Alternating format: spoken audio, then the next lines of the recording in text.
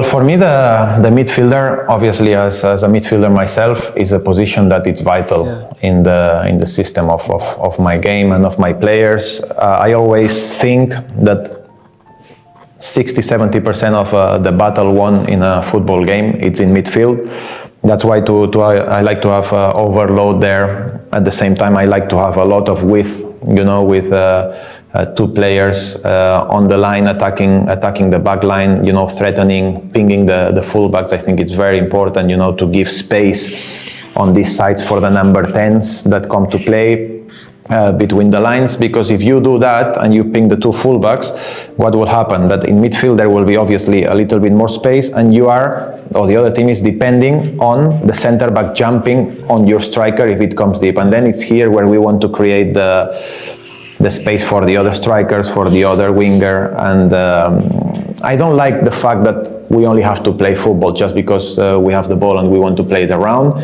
The main objective, and we are trying to build this way and attack this way, is to attack here as soon as possible. This is my biggest objective. I don't like to have the ball just to have it. You know, the most important is to have an idea of how to get there the best way possible. And, you know, through having change of position, having good position of the ball, good body position, trying to understand the first, when your teammate is about, I always tell the boys, when the center back has the ball, he's waiting for him to pressure. The moment he needs to understand, the moment when he's in trouble, that he needs to release the ball. This needs to be a sprint acceleration of 4 or 5 meters to get away from him, that he doesn't have time. And then is where you have to play one touch, and you can play forward. Because my obsession is to play forward as a midfielder. This is what I've always loved, because I like to attack and I like to have the ball, you know, in the final third, which is where you win games.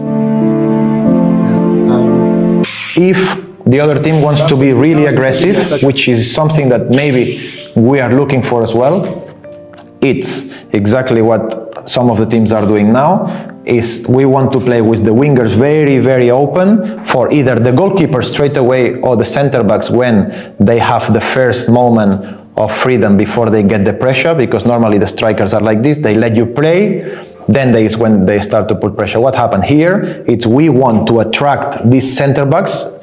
You are testing them basically. You are saying, are you going to come with me or you're going to let me play? If they come to you, is where you want your wingers to do boom, ball over the top, and so many times you can make this run from the other side, and you will go one-on-one. What happened? If they stay here and they are starting to be scared because you've done it a few times, they will still put pressure high, and this is where you can find these guys on the pocket. And they're here. If you have time, you turn. If you have him starting to come, you can jump and play the third man, or play come with this one or this one. There is so many solutions that at the end of the day, you are playing, you know, with the opponent, depending on what this pressure is. If they're coming from the inside, then I will ask these guys to open themselves to give the solution here outside. If this guy is a little bit more outside, you can play inside. So it's a little bit playing with the opponent, finding your solution depending on the space and the position of the opponent. It's as simple as that. Obviously, you need to work a lot at the training ground, because this is something that you need to give a lot of trust and encourage the players a lot. You know, sometimes there will be mistakes, but I do believe that instead of kicking the ball and play casino, like whatever happens, like this you have an idea of playing, and if they don't want to press, which can happen as well because they are starting to be scared of what you will do, these two midfielders will. But one thing he said is that instead of playing the ball, just lumping the ball every time, you just kick, hoping that maybe somebody will get, one of your players will get it. You have a particular and specific way of playing. And that is the way Maresca also played when he was Chelsea's coach.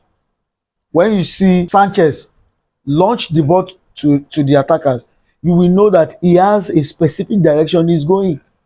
And he has a specific intent. He does not do it all the time until he sees that space. And that's what Fabrigas is also saying. You know, see creativity. These are coaches that will not just sit on a particular pattern to say this is the pattern that works. If it does not work, we have to find a way. You still using it until it produces. No. Stay with your two midfielder, with the two strikers instead of jumping to the midfielders, and then you already have here a 5 against 2. If they want to jump a little bit, it will be basically, look, 6-7 against 4, and that's where the build-up will be very, very easy. But it all depends on which part of the pitch you are. But building up, this is some of the systems that I think can work very, very well. It is what it is. So for me, if you ask me, I will choose Fabrigas over Liam Rosenior, over any other coach. Let me know what you think in the comment section. Please, if you have not subscribed, please subscribe, like the video. See you in my next video, and until then, please be safe and cheers.